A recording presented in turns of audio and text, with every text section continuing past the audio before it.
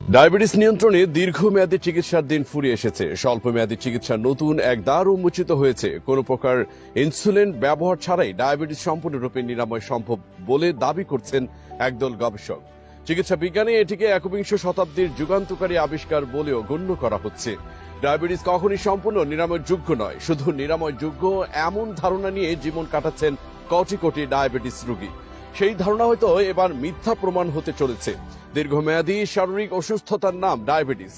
বয়স 30-এর কোটা পার হলেই বেশিরভাগ মানুষ ডায়াবেটিসে আক্রান্ত হয়ে পড়েন, আর তাতেই স্বাভাবিক জীবনযাত্রার আসে ব্যাপক পরিবর্তন।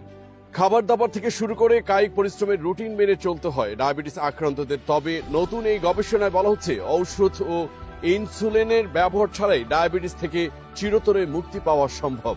সাধারণত রক্তে গ্লুকোজ বা শর্করার পরিমাণ বেড়ে গেলে রোগীর অবস্থা যাচাই করে খাবার, ঔষধ বা ইনসুলিন দিয়ে থাকেন চিকিৎসকরা।